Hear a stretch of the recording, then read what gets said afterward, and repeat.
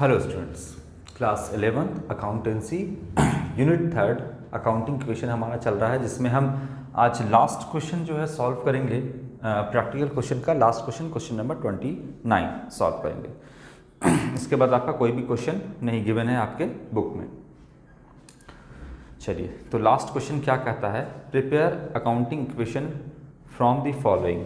जो भी आपका ट्रांजेक्शन गिवन है उससे आपको अकाउंटिंग इक्वेशन जो है यहाँ पर बनाना है। चलिए, सबसे पहला क्या है आपका माफ करिएगा, सबसे पहला है आपका स्टार्टेड बिजनेस विथ कैश ₹1,50,000। जो बिजनेस स्टार्ट किया गया है वो 1,50,000 से बिजनेस स्टार्ट किया गया है और 50,000 का गुड्स लाया है। पहले लिख देते हैं ट्रांजेक्शन। कहता है आपका started business with cash, started business with cash ₹1,50,000 and goods ₹50,000 and goods ₹50,000।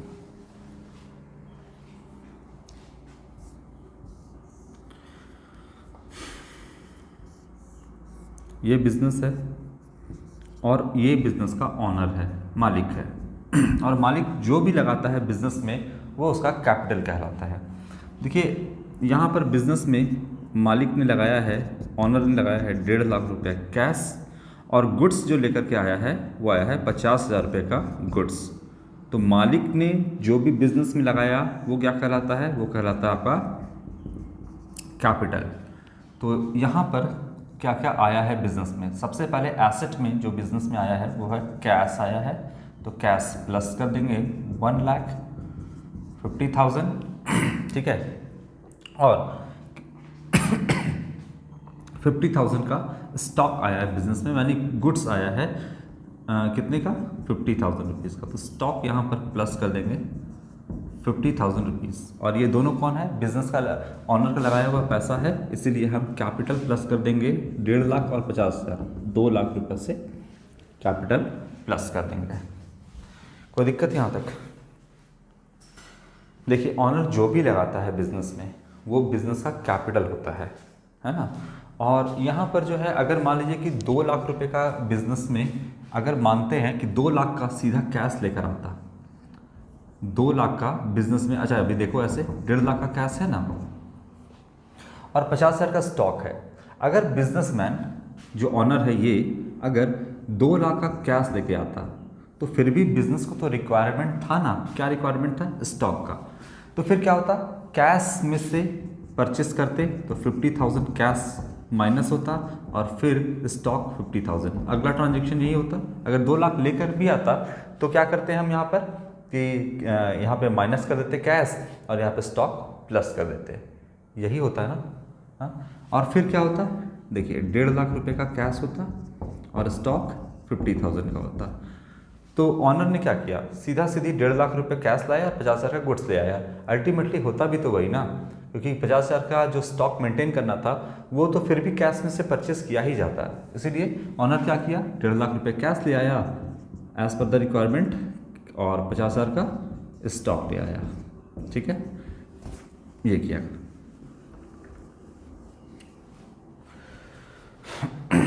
ये हो गया आपका। अब न्यू इक्वेशन क्या बनता है?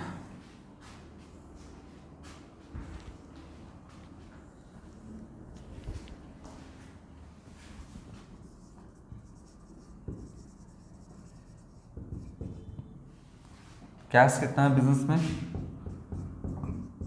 1,50,000, स्टॉक 50,000 प्लस लायबिलिटीज 0 और कैपिटल 2 लाख रुपीज़। तो इधर भी 2 लाख, उधर भी 2 लाख। दूसरा, paid for rent 4,000 rupees. Rent जो है वो बिजनेस का एक्सपेंस है, और एक्सपेंस से क्या होता है, कैश भी कम होता है और कैपिटल भी कम होता है। तो paid for rent rupees 4,000 rupees 4,000, 4,000 का रेंट पे किया गया है। तो कैश माइनस हो जाएगा 4,000 और एंड कैपिटल माइनस हो जाएगा 4,000, यही होगा।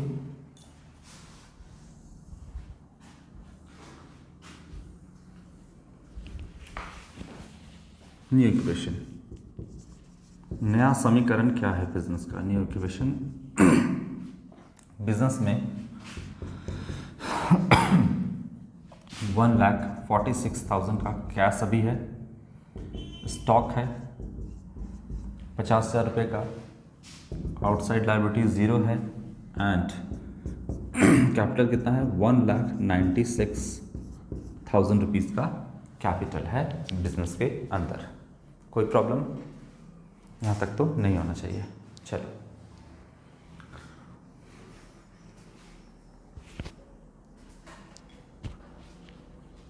अगला क्या है,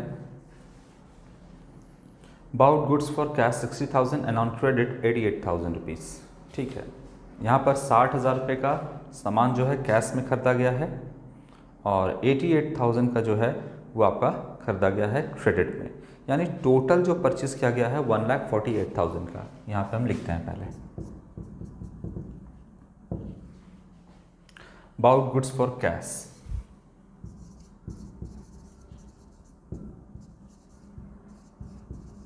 गुड्स फॉर कैश रुपीज़ 60,000, 60,000 रुपये का किससे खरीदा गया है, कैश में परचेस किया गया है।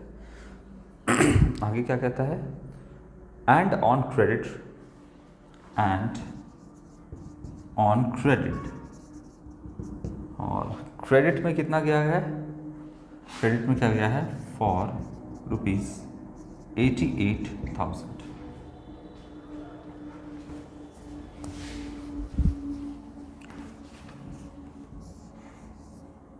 ये बिजनेस है और यहाँ पे आपका ये सप्लायर है, यहाँ से गुड्स परचेस किया गया, एक तो कैश में परचेस किया गया और दूसरा जो परचेस किया गया वो क्रेडिट में यानी उधार में परचेस किया गया।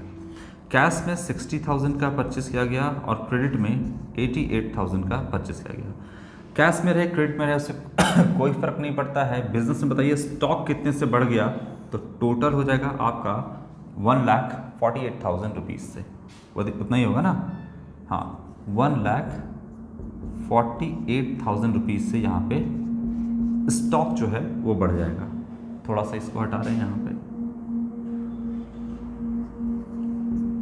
1,48,000 ये हो गया आपका, ये कैश में है ना।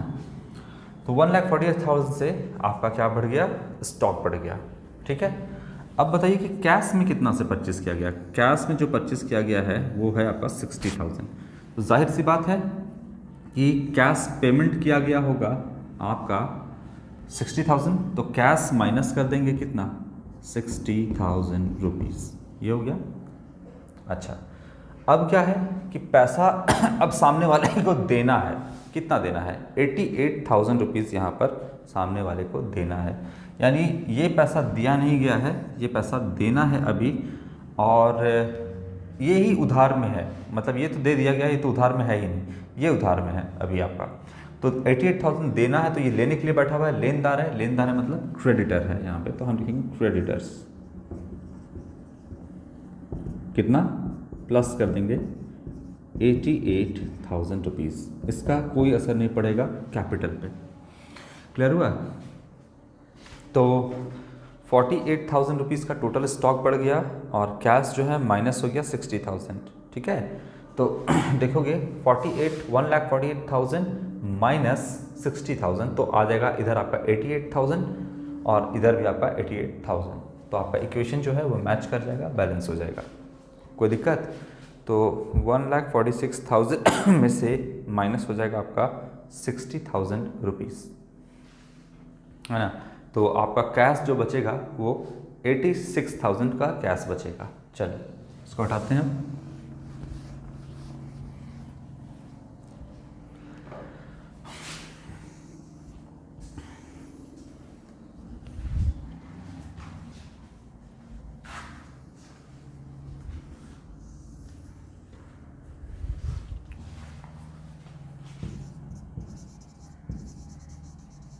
न्यू इक्वेशन कितना होगा, प्लस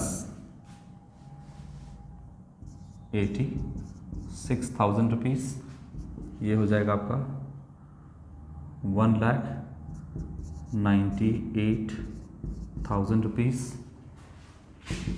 ये हो जाएगा आपका 88,000 रुपीज़ एंड ये हो जाएगा 1,96,000 रुपीज़। क्लियर है?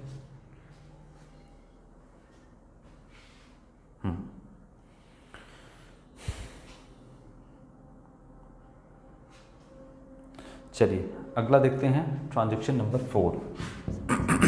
ये क्या है? बहुत आसान सा सारा सवाल है इसमें आपका, आप आराम से बना लोगे घर पर भी बैठे बैठे। अगर आप सेल्फ स्टडी करते हो तो आप आराम से इसको सॉल्व कर लोगे, कोई बहुत हार्ड आपका इसमें नहीं है।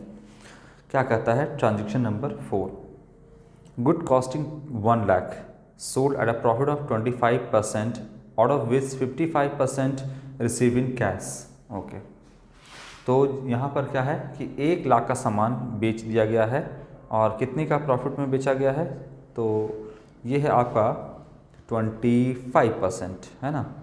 कितना परसेंट है? 25%, जिसमें से 55,000 जो है वो रिसीव हो चुका है। तो ठीक है, देख रहे हैं कैसे बनता है। पहले लिख लेते हैं transaction.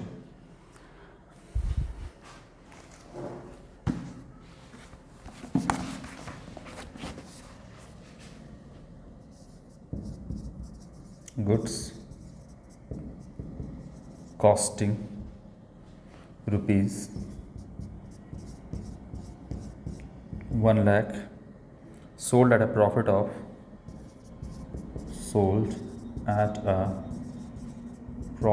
of 25% out of which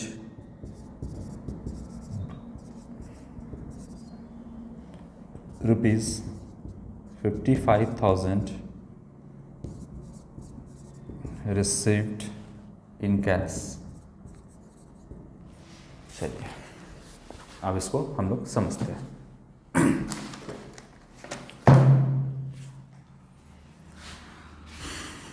ये है बिजनेस, जो भी रिकॉर्ड करते हैं हम बिजनेस के पॉइंट ऑफ व्यू से करते हैं, बिजनेस के पॉइंट ऑफ व्यू से हम रिकॉर्ड करते हैं। ये हमको बिजनेस एंटिटी कंसेप्ट या सेपरेट एंटिटी कंसेप्ट कहता है। गुड्स कॉस्टिंग जो है उसको सबसे पहले बेचे हैं, सामान को हम बेचे हैं। बताइए मेरे पास कितना गुड्स है अभी बेचने के लिए? 1,98,000 का। और ये जो 1,98,000 जो आपका गुड्स है ये एट कॉस्ट है, मतलब ये कॉस्ट पर है, हम इसको प्रॉफिट में बेचेंगे। जाहिर सी बात है कि कोई भी बिजनेस बिना प्रॉफिट के तो काम करता नहीं है। अगर प्रॉफिट में नहीं बेचेंगे तो बिजनेस करने का फ़ायदा ही क्या है, तो प्रॉफिट में ही बेचेंगे। बोलता है इसमें से 1,98,000 से पूरा नहीं बेचे, जितना कस्टमर खरीदने आया उतना बेचे। कितना कस्टमर? 1 लाख जो है वो खरीदने आया, ठीक है ना बच्चे। तो यहाँ से 1 लाख रुपए का सामान बिजनेस से निकल गया स्टॉक, तो माइनस कर देंगे स्टॉक कितना? 1 लाख रुपए से। इतने का कॉस्ट का सामान निकल गया।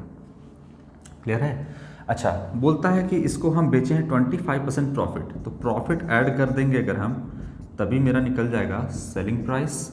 तो प्रॉफिट ऐड करेंगे कितना? 1 लाख का बोलता है 25% प्रॉफिट है, ठीक है। तो 1 लाख का 25% आपका 25,000 होगा। यहाँ पर कितना होगा लिख देते हैं नीचे में 25,000। तो 1 लाख रुपीज़ और 25,000 का प्रॉफिट, तो सेलिंग प्राइस हो जाएगा 1,25,000 रुपये। ये हो जाएगा, जिसमें से क्या कहता है आप देखिएगा कि 25% प्रॉफिट पे बेच दिए, यानी 1,25,000 में बेच दिए। इसमें से out of which 55,000 received in cash, इसमें से आपका 55,000 रुपये कैश जो है रिसीव हो गया है। कैश कितना रिसीव हो गया है? 55,000 रुपये कैश रिसीव हो गया है। तो बकाया कितना है अभी? 70,000 रुपये अभी भी क्रेडिट पे है, यानी सामने वाला हमको 70,000 रुपये देगा। चलिए ये सारा आपका हो गया, 1 लाख तो माइनस कर दिए, ठीक है। अब बोलता है कि प्रॉफिट 1 लाख तो माइनस कर दिया, समझ में आया। यहाँ पे 25,000 जो कि प्रॉफिट है, profit is a source of additional capital, इसलिए हम इसको ऐड कर देंगे कैपिटल में, ऐड कर दिए। उसके बाद 1,25,000 अगर पूरा बिजनेस में आ जाता तो हम यहाँ पे प्लस करते 1,25,000 रुपया, लेकिन नहीं आया पूरा। कितना आया कैश? 55,000 रुपये। तो 55,000 रुपये प्लस करेंगे, जितना आया उतना प्लस करेंगे, इतना आ गया बिजनेस के अंदर।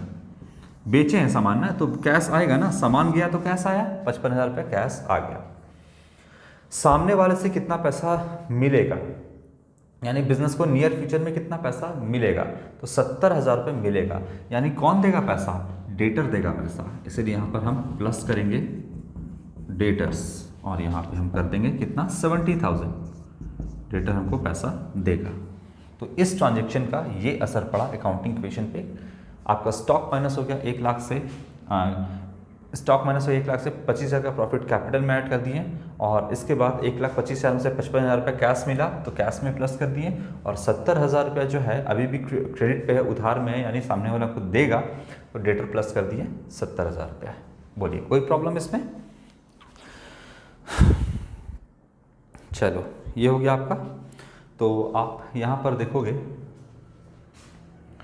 70,000, 55,000 और माइनस 1 लाख, तो 25,000 इधर भी आएगा और 25,000 उधर भी है, और इसका कोई असर क्रेडिटर पे नहीं पड़ा, तो ये आपका 0 होगा। ठीक है, चलो इसको हटाते हैं। इसके बाद भी कोई ट्रांजेक्शन है क्या? एक ट्रांजेक्शन और है, ठीक है।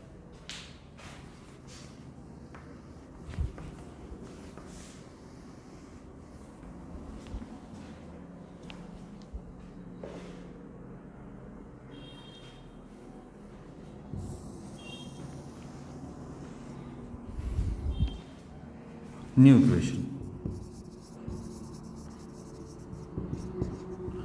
देखिए,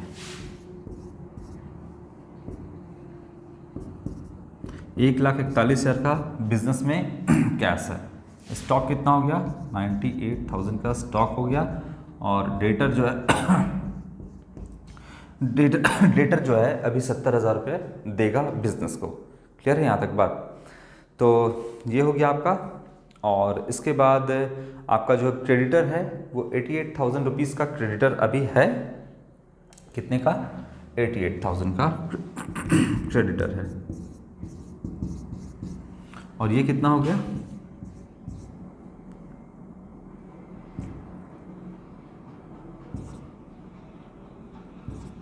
₹2,21,000 रुपया।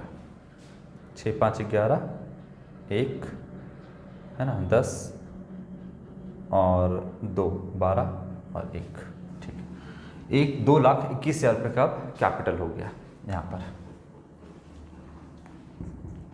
प्लस कर दीजिएगा, कोई दिक्कत?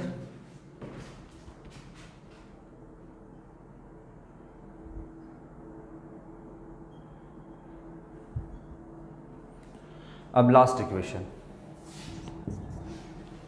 क्या कहता है? बोलता है purchased a motorcycle for 40,000 for personal use. Motorcycle purchase किए हैं, कौन? ऑनर जो है बिजनेस के, और पर्सनल यूज़ के लिए परचेस कर लिया है, ठीक है।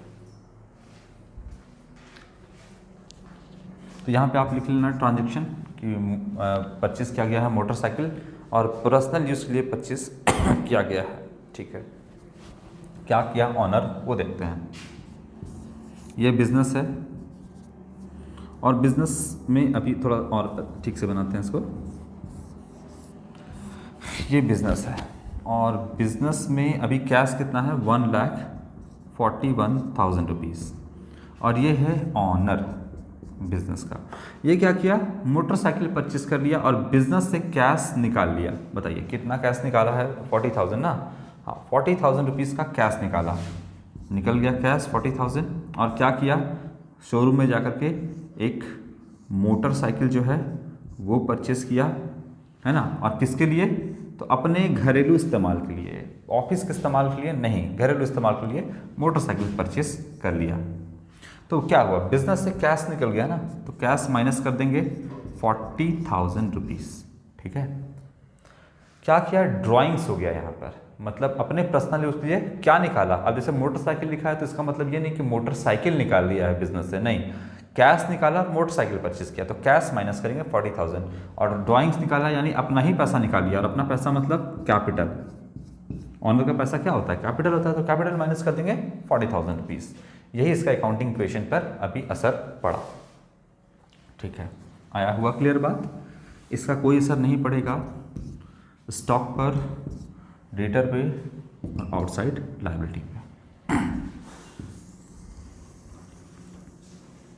चलिए अब यहाँ पर हम लिखते हैं फाइनल इक्वेशन, यही लास्ट इक्वेशन है, फाइनल इक्वेशन। ठीक है,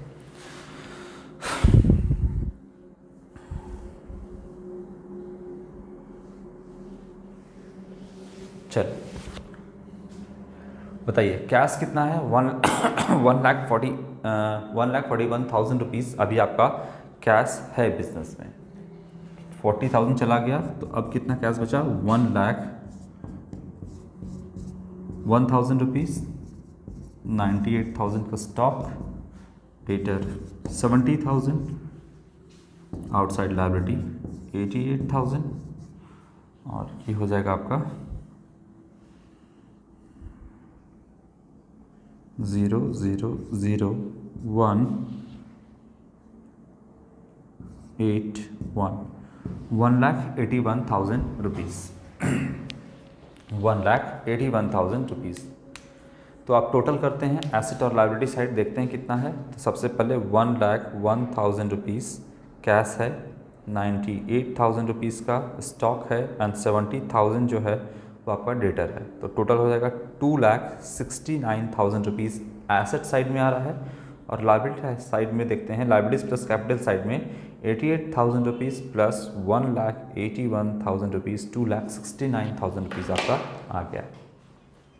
तो यहाँ पर जाकर के आपका अकाउंटिंग इक्वेशन जो है वो कंप्लीट होता है। इसके बाद हम आपको यही सारे ट्रांजेक्शन को जर्नल में कैसे रिकॉर्ड करते हैं, ये तो हमने प्लस माइनस के फॉर्म में रिकॉर्ड किया, क्योंकि आप क्लास 10th में प्लस माइनस के ही फॉर्म में आपने मैथमेटिक्स का सारा कैलकुलेशन किया है।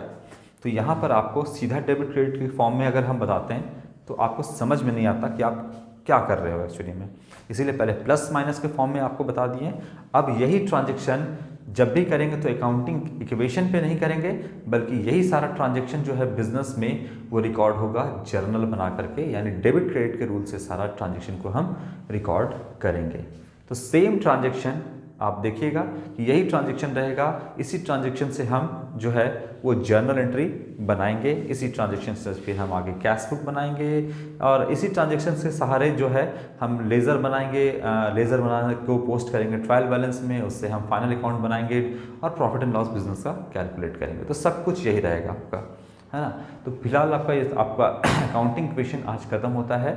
नेक्स्ट वीडियो में जो है हम स्टार्ट करेंगे आपका डेबिट क्रेडिट का रूल बताएंगे सबसे पहले, और रूल के बाद जो है हम आपका जर्नल बनाना स्टार्ट करेंगे कि किस तरीके से हम जर्नल में इन सारे ट्रांजेक्शन को रिकॉर्ड करते हैं। तो आज के लिए इतना ही बच्चों, थैंक यू।